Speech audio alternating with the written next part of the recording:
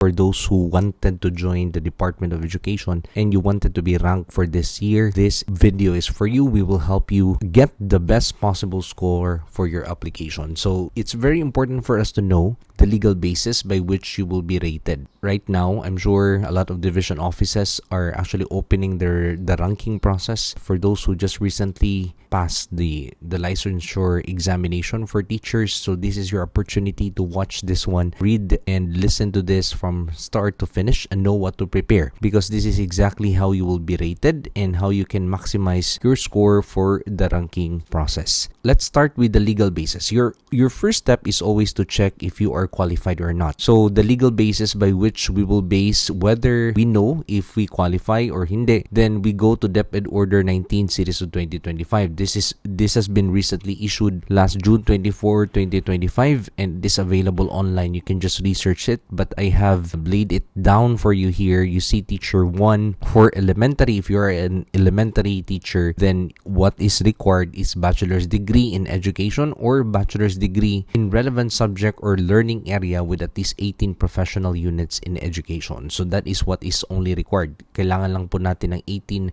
professional units in education. And of course, it's very important for us to have the eligibility. So wala pong requirement for experience, wala pong requirement for training. The same with Teacher 1 Secondary. Wala pong requirement for both experience and training, but there is a requirement for eligibility. So ang kailangan talaga is that we have education units which are 18 learning area, or po ito, or you have a bachelor's degree in relevant subject, or you have a bachelor's degree in education. So usually for those who are having another course, you may take the DPE and take at least 18 units of professional units in education. Okay, and then take the licensure examination.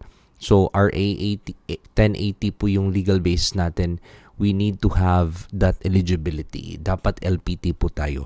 But take note, if you will be ranking yourself against all the applicants, it's important for you to know that yung experience more than what is required by the minimum requirements is what is rated. Dun po merong points. For example, what is required here is only bachelor's degree. Pero kung may master's degree po tayo, then we will have additional points.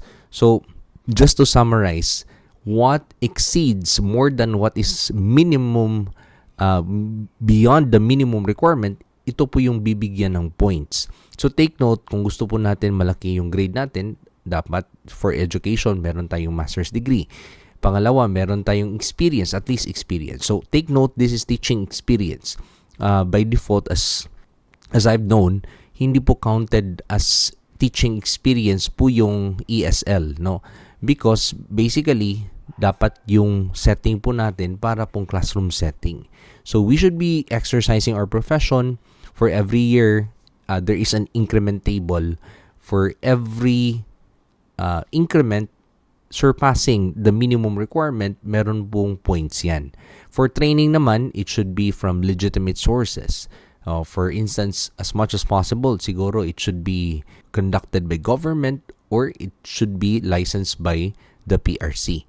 Okay? And eligibility naman, wala na tayong magagawa dyan. We have to pass the licensure examination talaga. So that's the minimum requirement. So these are the things that you need to take note if you are a teacher 1, elementary and secondary. How about if you are from senior high? So this is divided into tracks, no? So arts and design track, there is a sense of alignment here for the minimum requirements. But take note, by principle, the ranking process, when you go to comparative assessment, what goes beyond the minimum requirement is still counted. Okay? So hindi na po kailangan mag-vertical alignment. But for senior high, minimum requirement po, there is a requirement for you in order for you to be a school teacher 1 for arts and design track. Kailangan po yung bachelor's degree natin. It should be in music or arts, fine arts, interior design, architecture, or po ibig sabihin either of these enumerated. So interior design, architecture, theater, performing arts, media arts, literature, fashion design, photography, or other allied courses plus 18 professional units in education. Puro po or, hindi po and. So take note, there is a difference when you interpret or and and. Or, either of the choices enumerated. Ang and po is plus. So dapat nandun po yung dalawa. Or what is enumerated, dapat nandun ang lahat. So dapat din merong bachelor's degree in music arts, fine arts, interior, or it could be bachelor's degree in theater, performing arts, fashion, and other allied courses. Allied courses means same po, no, similar. Or any bachelor's degree plus diploma, certificate of completion in any of relevant fields. So take note, same rin. Walang requirement for experience, training. So what goes beyond this is what is given points. So, bigyan ko lang po kayo ng idea. For education, dapat po meron tayong TOR o meron tayong diploma. Yung experience naman, we should have at least a service record duly signed by our by the HR or by the top management. Then for training, of course, we have certificates. And then for eligibility, dapat meron po tayong PRC rating or certification from the PRC that we have passed the LET examination. Okay, so make sure that you include all those documents and you have submitted all these documents before or on the deadline. Kasi by default, under DO7 series of 2023, any documents that we have submitted beyond the deadline is considered not part of your qualifications anymore. So it should not be accepted, and it's really explicitly stated there in the DepEd order. Wag po tayong mag-violate na lang so that there will be no problem. So lahat po kaya pakinggan nyo to mabuti, and you should submit all your documents on or before, not after po. So on or before the deadline, kasi yun yung usual problem, no? Sasabihin sa ranking committee na meron po kaming tapos na po ako sa masters ko, etc. But we need to base it on actual documents. We cannot base it on your own words alone. There should be a document as to basis as to how you will be rated. So, take note, for sports track, ito naman yung mga options natin. Take note, there is also the OR here.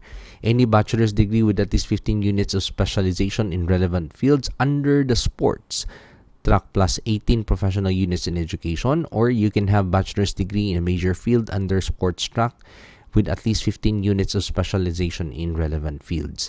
So, none required for experience, training, at dapat nakapasa po tayo sa eligibility. So, here we see that it's very similar. It's very aligned to the vocational track. Okay, so let's try to understand ano po yung criteria as to how you will be rated if you are applying for Teacher 1. So very simple lang po. First is education. So you meet the minimum education relevant to the position. Like for kindergarten, elementary, titingnan natin sa DO19, magdala ka ng TOR or diploma so that we can rate you based on education. So again, what is rated in the comparative assessment, which is the next stage po for qualifying. So, dalawa po kasing stage for ranking. First is yung first part wherein we determine whether you qualify for the minimum requirements. Okay, so tawag natin dyan is initial evaluation. So, gagawin ito ng HR. We will try to find out if qualified po kayo or hindi based on the minimum qualification stated in DepEd Order 19 Series of 2025. Next step po, if you are qualified, of course, you will go through the next process. Meron na pong tinatawag na comparative assessment results. So, this comparative assessment is conducted by the HRMPSB headed by your ASDS, and we will try to see ano po yung grade natin for education. So, sinabi ko na kanina that what will be rated is what exceeds the minimum qualifications stated in DO19. So, for example, education, bachelor's degree po yung minimum. If nag-masters po kayo, you will have a score, no? And the highest possible score here is 10. Kita naman natin dyan, diba? So, 10 po. If you are a doctorate, you are in doctorate level, meron pong increment table na ibibigay yung HR sa inyo. So, training hours, ideally, no? If there is an open ranking system, dapat alam nyo how you will be rated. But that is how they will be rating you based on what exceeds the minimum qualification. Sa training, meron ding QS. Meron ding QS which qualification standards na bigay which is 0. So, hindi kailangan po mataas. Wala pong training required for teacher 1. So, anything na merong training kayo, then we will count it down. And sabi dito, it will be limited for the last 5 years. So, dapat within last 5 years lang po, no? So, sabi dito, in curriculum instruction and other specialized training for skills development in fields related to work, duties, and responsibilities for teacher 1 that exceed the minimum requirements as defined in the CSE-approved QS acquired in the last 5 years. So, last 5 years po. For senior high school training, maybe those relevant to the learning area, specialization, or strand. Okay? So, same principle. What exceeds the minimum qualification standards, yun po yung bibigyan ng rating. At meron pong increment stable and equivalent points. And highest po is 10. Okay? Let's go to the next, which is experience. So, in teaching, exceeding the minimum requirements as defined in the CSC-approved QS. So, alam naman natin, we have looked at it, 0 pong nakalagay dito. So, walang requirement for experience for teacher 1. So, ang mangyayari, for every experience that you will have exceeding the minimum requirement, which is 0, then meron po kayong points. And the highest is 10. Okay, meron pong computation dyan. You can read the DO7 series of 2023.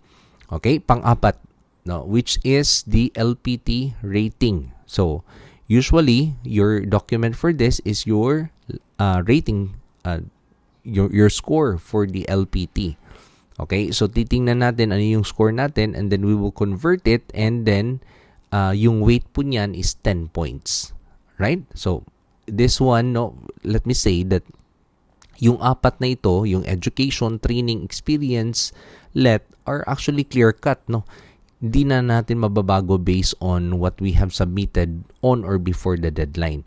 But the last two, which are the highest in terms of points, is something that you can control, which I think if you know if you are informed ahead of time at gagalingan nyo in terms of the last two requirements, you will really pass the exam. You will really have the highest possible score. So this video is all about this. So tutulungan po namin kayo so that you will be able to increase your chances to be part of the registry of qualified applicants, which is dapat you should have more than 50 points. So ito yung tinatawag natin na classroom observation or demonstration teaching, which is worth 35 points, at meron ding teacher reflection form or PPST NCOIS, which is 25. So both of the last two, which is considered that is 60 points, right? Yeah, 60 points. 60 po points lahat kasi apat po yung education training experience, 10 points, apat na 10, so 100 points lahat. So imagine this is 60 points that this alone can make you part of the registry of qualified applicants. So you will have now the opportunity to be chosen as one of the teacher who will be given the item for teacher 1. Okay, so paano natin gagawin na lalaki yung score natin? So, I would suggest that you do well on your demonstration teaching and in your teacher reflection form. So, we will explain this to you. Okay? So, for example, meron pa tayong mga forms dito, pero paano natin gagalingan yung demonstration natin? Okay, so these are the steps provided. Meron po kayong dalawang observer. So, mangyayari, meron dalawang observers na titingin sa demonstration nyo and dapat hindi po kayo related with the applicant within the third degree of consanguinity or affinity. Okay? Yun po yung meron silang classroom observations, etc. But for you as the demonstrator, ano pong gagawin natin? So, we always look at the classroom observation tool.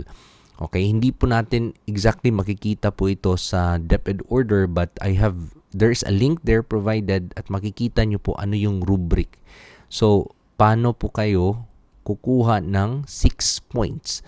Kasi we are here, kasi this one is for teacher applicant, meron pong exclusive na levels. So, level 2 is, yun po pinaka-lowest. Ang makikita natin dyan, yung teacher, limited lang po yung mga, meron pong range of separate aspects of the indicator that you have manifested. So, ang pinakataas talaga is we expect the teacher na well-connected na po yung mga aspects of the indicator, which is the PPSD indicator, that are consistently aligned with the student development and support students to be successful learners. So, target po natin ang 6. Okay? So, from 2, which is the lowest, go po tayo for 6. So, how do we reach 6? So, there are 5 indicators na kailangan po nating i-manifest during our demonstration. Okay, at least 5 po. Pero usually, yung mga teachers natin sa field, kailangan nila ng 6 indicators na simultaneously ipapakita nila sa kanilang mga demonstration. But here, just to give us an overview, yung pinakauna po is yung indicator 1, yung apply knowledge of content within and across curriculum teaching areas. So, to sum up, ito po yung ability natin na mag-connect ng ideas across and within curriculum teaching areas. So, we all know that it's important for the learners to connect information from their previous learning, especially with other subjects or within that subject area. So, the ability of the teacher to connect is something na importante po in our demonstration. So, we will discuss it one by one. So, pangalawa po is your ability to enhance learner achievement in literacy and numeracy skills. So here, I have summarized all the definitions. Makikita po natin. We will discuss this one by one. Pero overview muna po tayo.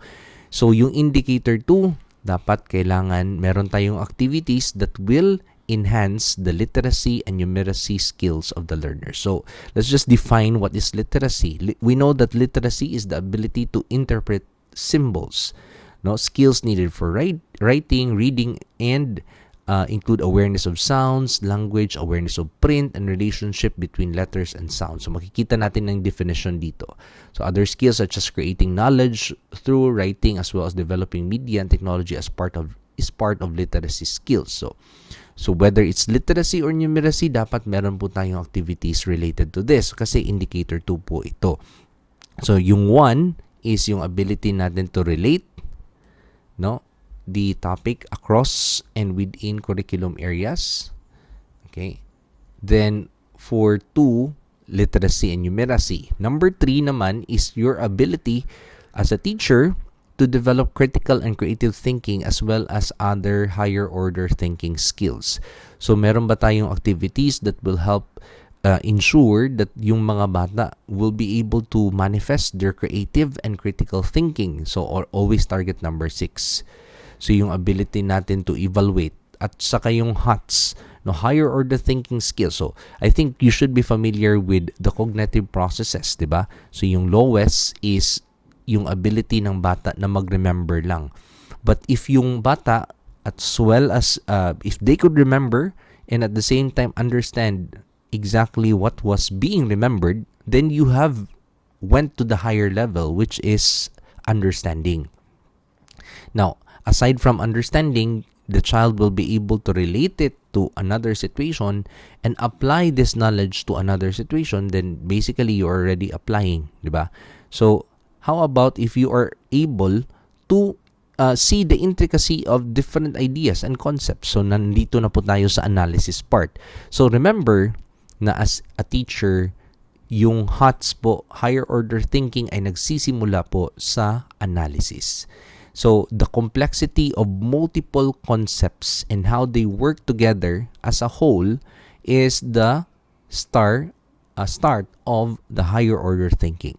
So, dapat kailangan natin, a teacher should ask the correct questions, should be able to enhance and make sure that the learners are trying to really think deeper and higher order thinking na po tayo. So we will look at this. That's number 6.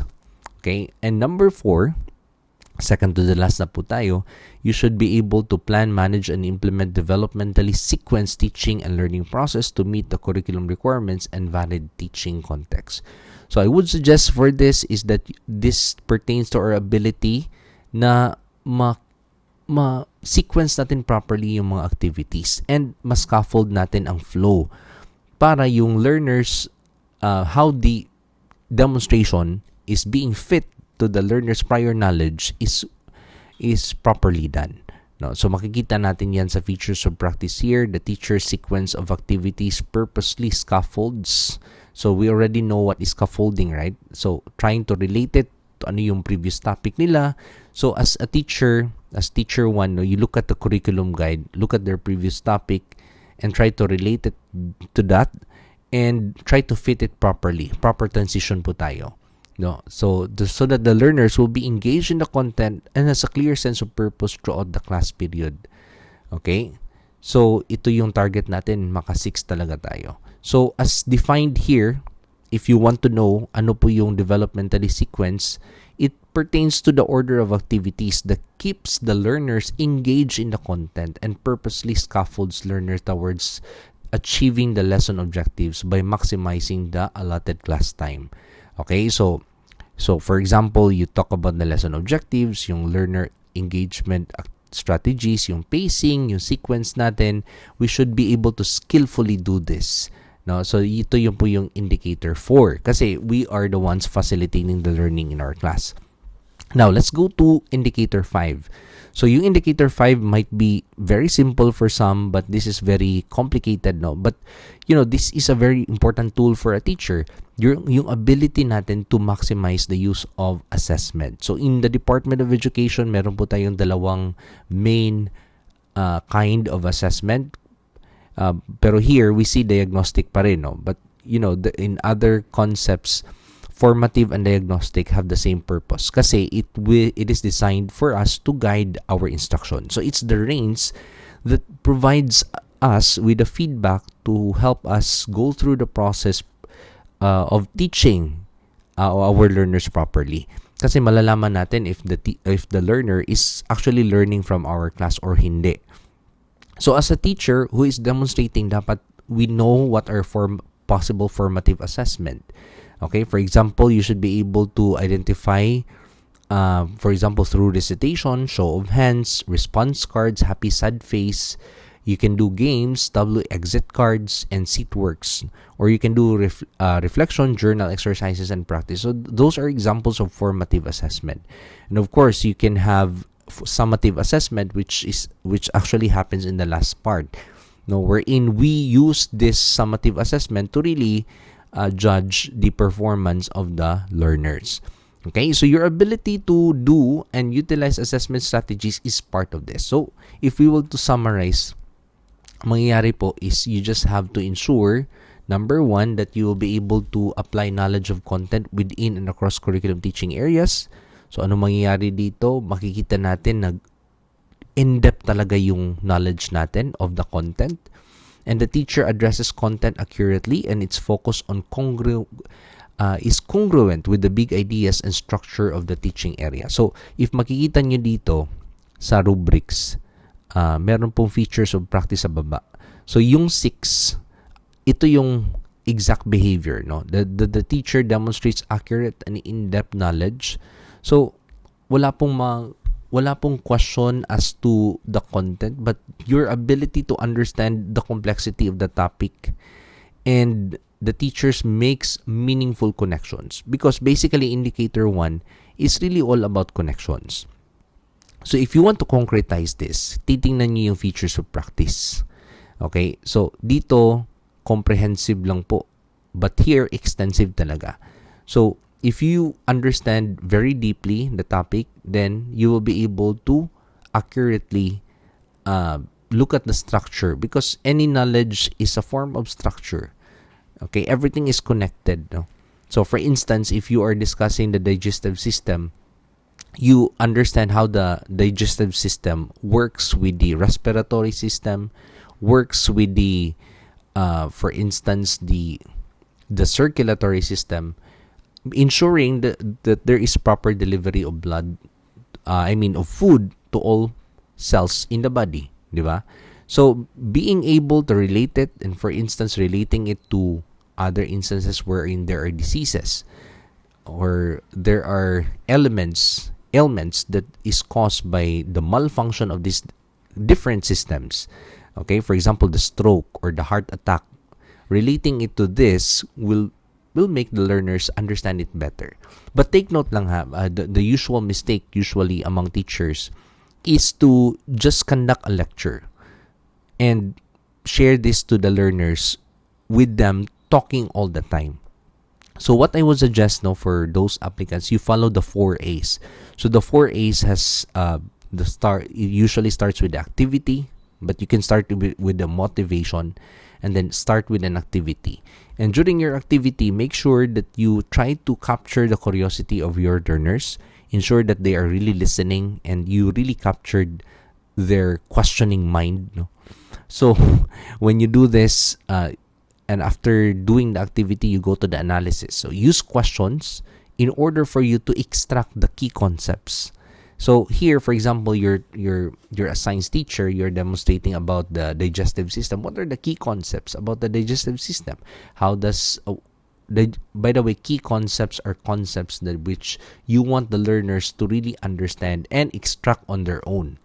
Okay, so after extracting the key concept, of course, you can do the abstraction part, wherein you expound this concept to different kinds of situations. So your ability now to relate this by asking the right questions to the learners will help you achieve indicator 1. So titingnan lang po natin yung features of practice. If you want here, you see there's a definition for key concepts here, central ideas or topic of lesson. Then coherence, simple coherence, ang pedagogy po, meron pong mga definition dyan. So, ang gagawin talaga natin is we have to relate it within the curriculum teaching area or across. So, meron ding definition sa what is within. So, inclusion of appropriately chosen intradisciplinary topics and enabling learning competencies within the curriculum guide of a specific learning subject area. So, for example, you are discussing digestive system and you know for a fact that they have discussed circulatory system before we have discussed the digestive system. So, diba, we know that the circulatory system's function is to distribute the nutrients all throughout the body. But the digestive system actually works on converting food in order to make it ready for the circulatory system to circulate it all throughout the whole parts of the body, in all parts or all cells of the body. So that is how you relate it within. Okay, but across curriculum teaching area, like for example, you are having science and then you relate it to health, yung MAPE, yung sports, then you relate it to English if you can, no? So make meaningful connections including appropriate interdisciplinary topics, learning competencies cited in the curriculum guide of other teaching subject areas or any grade levels. Take note, it is in any grade level. So for the observers, let's give the liberty to the teacher to relate it to any topic that he finds a connection. Okay, we cannot just enforce, because I heard there were people trying to PM me regarding indicator 1 and trying to tell me that there are master teachers or even principals that they are requiring a particular connection with a particular topic. You cannot require that because as said here in the rubrics that what is required is any grade level at saka any subject area. So, it's up to the creativity of the teacher to really do that. So, your ability to relate within the subject, like for example, science within math, is very important, and integrating it across multiple disciplines. So, it could be on life, values, it could be in math, science, in any of these subject areas. So, it's your freedom and your creativity and academic independence where we look at your ability to relate this knowledge to other fields. Okay, so but take note, you do this by asking the right questions. Now, let's look at literacy and numeracy. So, number 6, which is our target, no? So, you always look at number 6 and how it transitions from 5, 4, 3, 2, 1. So, here, we see that the teacher consistently applies relevant strategies that enhance learners' literacy. So, it's all about application of strategies. Kung wala po tayong strategy na gagamitin, of course, no, we cannot rate you in indicator 2. So, makikita natin, it's all really about strategies. Titingnan mo from 2, 3, 4, 5, puro strategies po yan. And the teacher frequently applies relevant teaching strategies that enhance. Ito, frequently lang po. here consistently talaga. So in every part of your activity, dapat meron pong related to literacy and numeracy. Paano po? Now, everything here, everything we do in the classroom actually is always related to literacy and numeracy. Kasi we present pictures, we ask them to read something, di ba? So yung mga observers, dapat titingnan natin that every time that the teacher presents for example, a picture or a text to read, actually there's literacy and numeracy. But the thing is, it's not the teacher who will read it. It is always the learners that are the center of our focus. So as you can see at the features of practice, the teacher provides activities to enhance learners' literacy. So he or she provides. It's not that the teacher will read it for the learner. It is the learner who will do something about the activity and manifest the literacy and numeracy skills. So I hope you see the difference here. The usual mistake that new applicants will do is just to talk and talk during their demonstration. But, demonstrating is not like what I'm doing now. We cannot just lecture it out to our learners. What we will do is to facilitate learning in order for the learners to manifest their literacy and their numeracy. Okay, so I hope that's clear. We have to expose the learners. We have to prepare pictures and then ask questions. Then we have to prepare a text for them to read. So that is how you're going to achieve indicator 2. Okay, let's go to indicator 3, which is all about higher order thinking and critical and creative thinking. So again, this is still related to activities. So as you can see in 6, the teacher, using the art of questioning, challenges learners to justify their thinking and successfully engages most learners in discussion using well-directed questions and activities. So ano mangyayari dito? The teacher always uses the art of questioning. Okay, parang lawyer si teacher dito. Extracting the realizations and the thinking processes within the learners. Okay, so as you can see here, there is 6 challenge na learners to justify their thinking. So they are trying to enhance learners' ability to understand how they think. Okay, so meron ng metacognition part. Okay, as you can see in 5, the teacher employs a range of targeted follow-up questions and activities that encourage learners to explain, demonstrate. So nearly targeting follow-up questions, etc. But here, in 6, iba talaga kasi you are already meron ng success in terms of engaging learners. Kasi magaling ka maggawa ng well-directed questions and activities. Okay? So 4, the mere use of questions that mostly require the learners to interpret, explain, or describe ideas learned. So yun yung 4. Yung 3 naman, the teacher provides straightforward questions and activities that lead learners to a single path of inquiry. Only single. Okay? So as you can see, there is a transition from 3 to 4, 5, 6. It's really all about the art of questioning.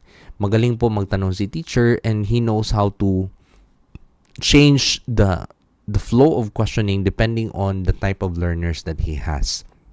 So, usually, gagawin talaga namin dito, yung art of questioning is really a skill na hindi lahat po nabibigyan ng blessed with such skill, no? But, as a teacher, ito po na-master natin pag 4th year na po tayo. Because, di ba, pag 4th year na tayo, we realize that teaching is not all about just reporting.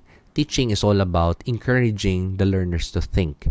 So, dapat challenging yung mga questions natin. Then, we adjust right there immediately kung kailangan in order to allow the learners to be more engaged.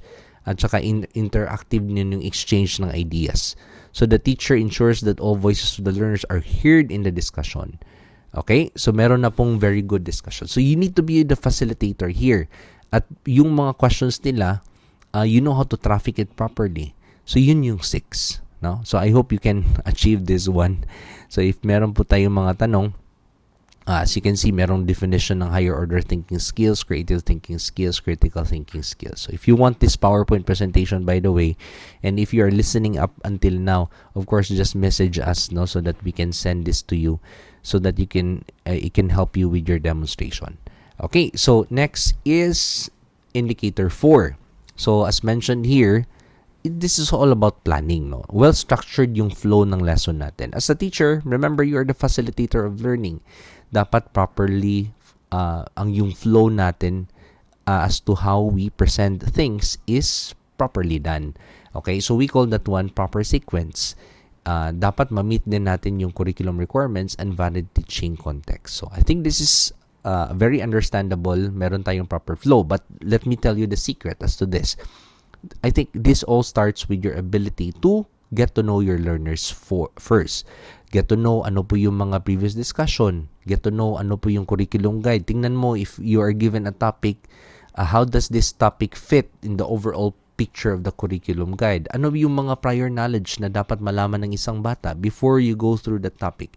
Kasi hindi po natin, we cannot just impose a learning kung hindi natin kilala or we don't have a background of our learners both on their profile and at the same time know paano po ito nag-fit sa whole picture ng curriculum. So titingnan mo, and first really look at the curriculum guide, no, because that provides you with an idea na okay, they're done with this topic, so how am I going to fit this new topic to this? Okay, so it's very important po ito.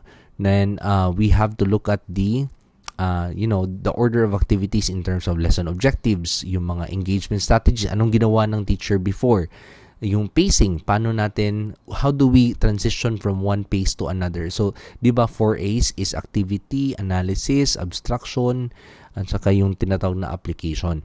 So, wag po nating there are many errors regarding this. Usually, merong mga teachers who would announce that they are already in the activity part, that they are already in the analysis part. Please, hindi po natin kailangan i-announce na nandun na po tayo sa analysis or application part.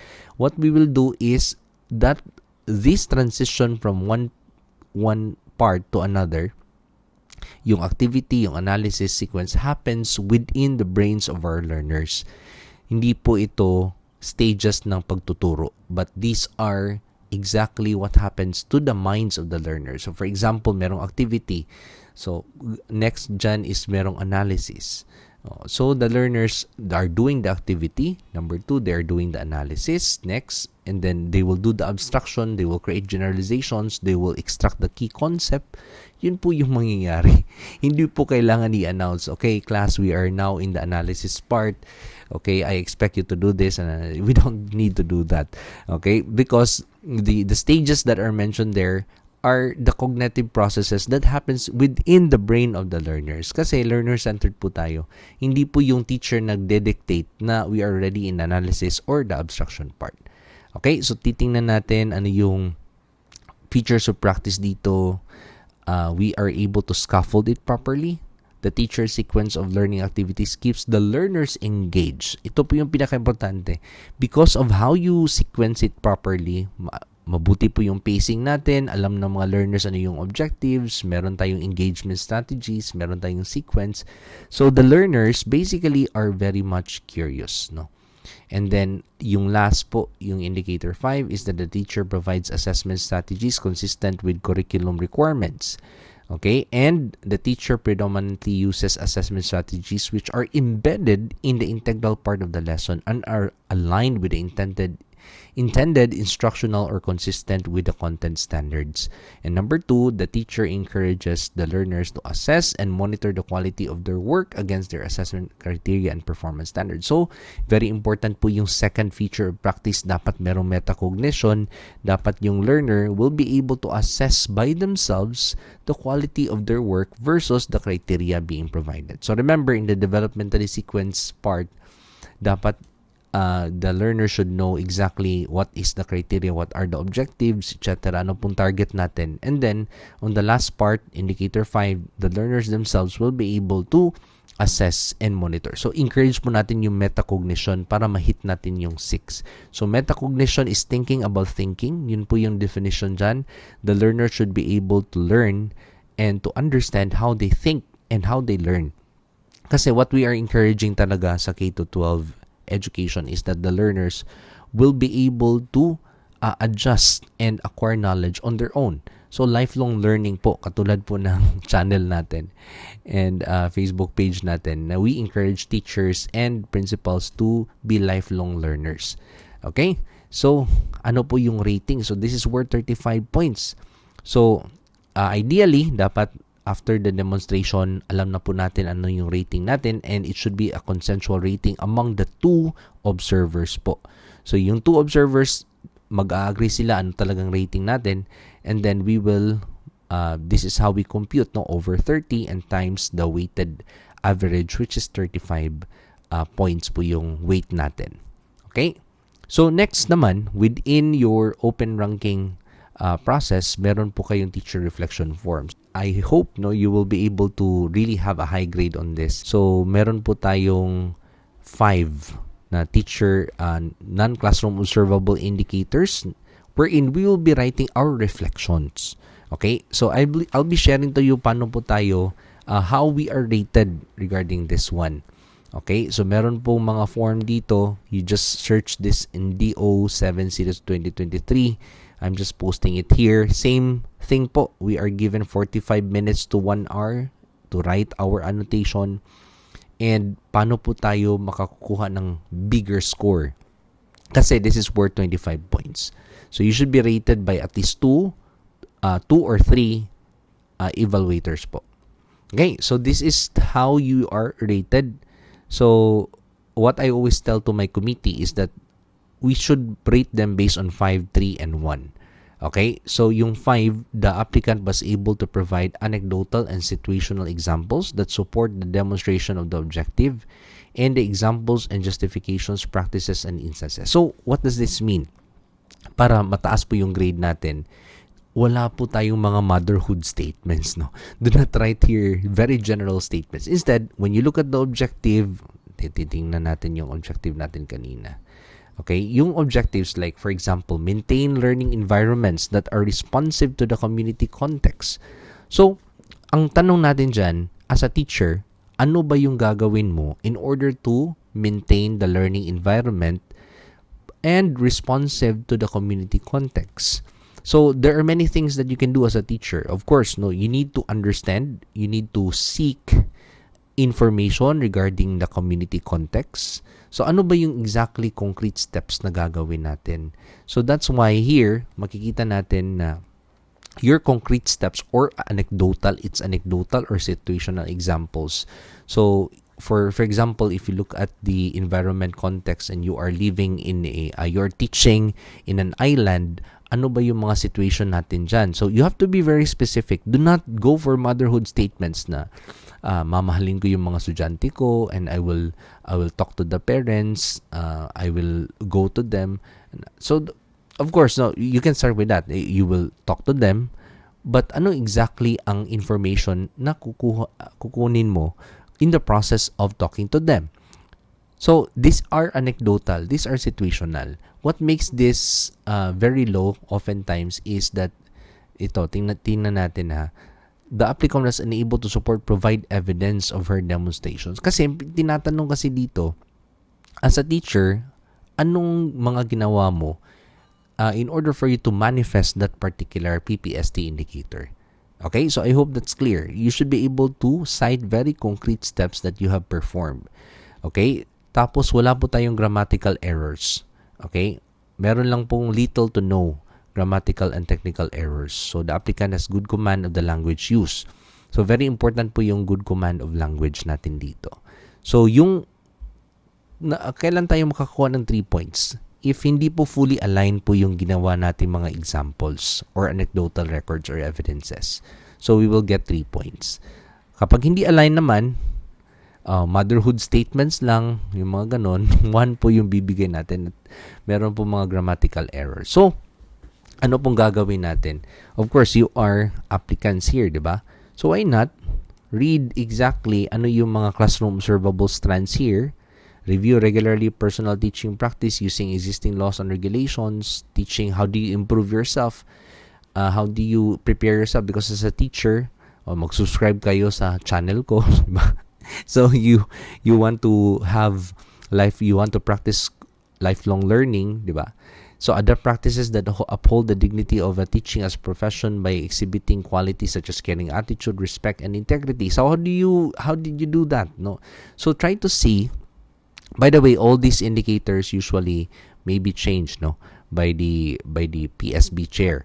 Okay, but looking at these indicators here, your primary goal is titingnan mo yung sarili mo, no? You have to look at yourself. Paano ko ba? How did I manifest all these indicators in my practice? And when you write your annotation in the teacher reflection form, try to write it with very specific examples, very specific steps. Okay? And by the way, 5, 3, 1, at saka merong 5, so you will have 20 points. Okay? 20 points po lahat kasi parang apat po yan, no? Na indicators na ibibigay. Okay? 5 points each. Okay? So, then we will multiply whatever your score to the perfect, divide it with the perfect score, and then multiply it with the weighted average, which is 25 points. Ito po yung points, 25. So, you will get 17.5 if you got 14. Okay? So, yun lang po yung how to ace natin, no, sa Teacher 1 position. So, if you're applying for the Department of Education, we wish you all the luck, no, and if you want to become a teacher who will get promoted sooner or later because you are a teacher who always wants to improve your craft, please don't forget to follow us in Facebook. Just click follow, libre lang po. But if you want to get more resources, of course, you can subscribe. And of course, anytime, we are also in YouTube. Just search Learning with Doc Labs in YouTube. You can also like and subscribe there. It's all for free in YouTube. And for those who wanted to have this PowerPoint presentation, of course, we will send this PowerPoint presentation to you so that you can prepare. And last reminder po sa lahat ng demonstrators natin for Teacher 1 applicants in all divisions in the whole Philippines, do not forget to prepare your lesson plan so that your demonstrators, your observers will be able to understand anong flow na po tayo, ano na pong stage tayo. So we have a sample lesson plan here, although it's science, no, but the format you can use. You can also message us about the lesson plan. Okay, so with that, thank you everyone, and we'll see you in our next video.